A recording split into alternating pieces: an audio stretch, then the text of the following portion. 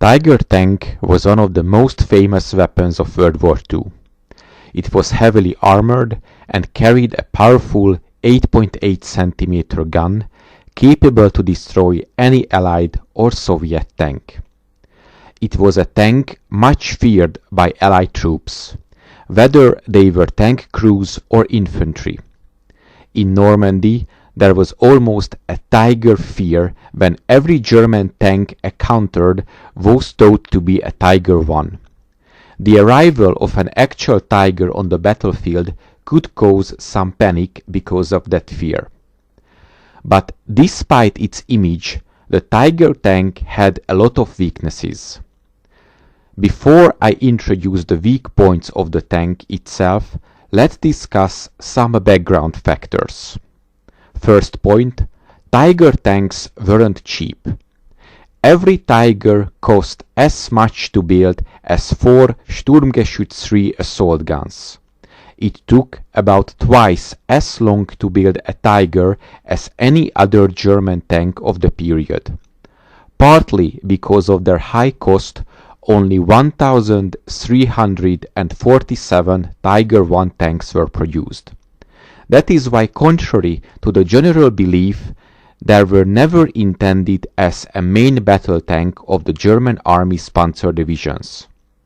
The Tiger was originally designed to be an offensive breakthrough weapon, but by the time it went into action, the military situation had changed dramatically, and its main use was on the defensive as a mobile anti-tank weapon. Tigers were usually employed in separate heavy tank battalions under army command. These battalions would be deployed in critical sectors either for breakthrough operations or, more typically, counterattacks.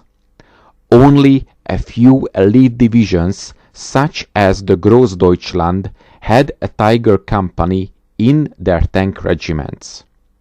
This also meant moving the Tiger units constantly to stop breakthroughs, causing excessive mechanical wear.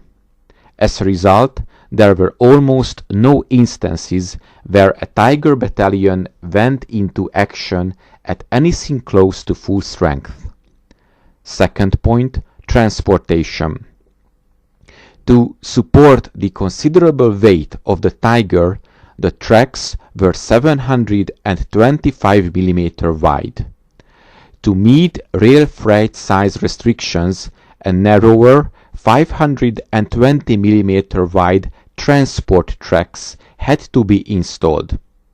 The track replacement and wheel removal took about 30 minutes for each side of the tank. However, in reality, to save time, Tigers were frequently transported by rail with their combat tracks fitted, as long as the train crew knew there were no narrow tunnels or other obstructions on the route that would prevent an oversized load from passing, despite the practice being strictly forbidden. Third point, the weight. The Tiger tank's combat weight of 56 tons was often too heavy for small bridges which had ton weight limits. So it was designed to ford bodies of water up to 5 meters deep.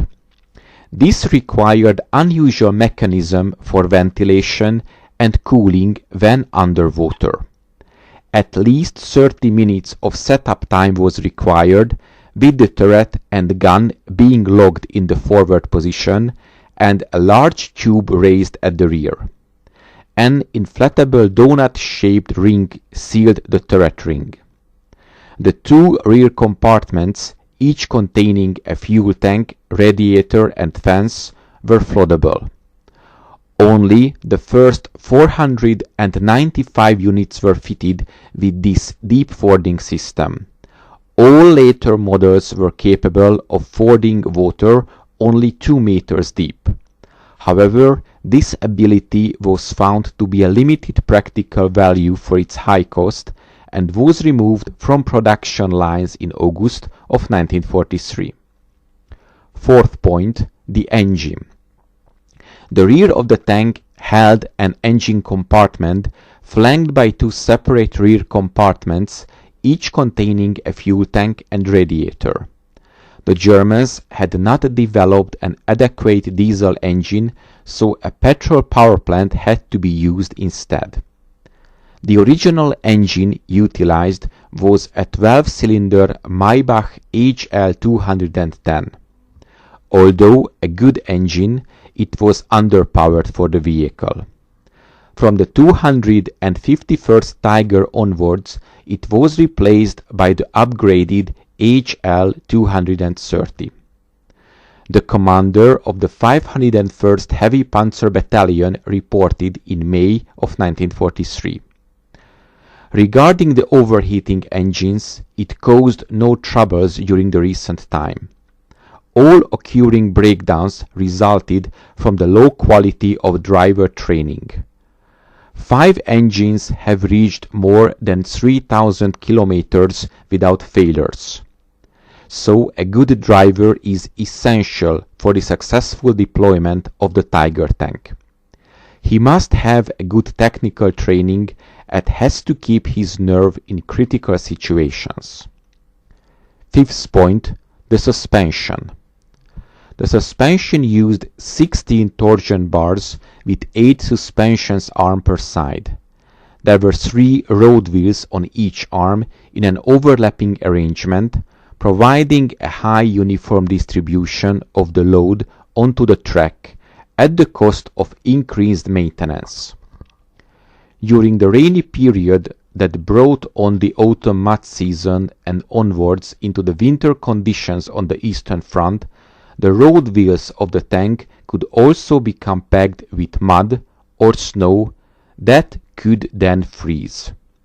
Presumably, German engineers, based on the experience of half-tracks, felt the improvement in off-road performance, track and wheel life, mobility with wheels missing or damaged, plus additional protection from enemy fire was worth the maintenance difficulties of a complex system vulnerable to mud and ice.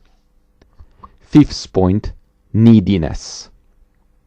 Tiger tanks needed a high degree of support. It required 2 or sometimes 3 of the standard German Sonderkraftfahrzeug 9 FAMO heavy recovery half-tracks to tow it. Tiger crews often resorted to using another Tiger to tow the damaged vehicle, but this was not recommended as it often caused overheating the engine breakdown. The average reliability of the Tiger tank in the second half of 1943 was similar to that of the Panther, 36% compared to the 48% of the Panzer IV and 65% of the Sturmgeschütz III assault gun. From May 1944 to March 1945, the reliability of the Tiger tank was as good as the Panzer IV tank. So Tiger tanks had a large impact in the war, with Tigers, including Tiger IIs, destroying at least 10,300 enemy tanks and 11,380 anti-tank guns and artillery pieces in World War II. This was achieved for the loss of 1,725 Tiger I and Tiger II tanks.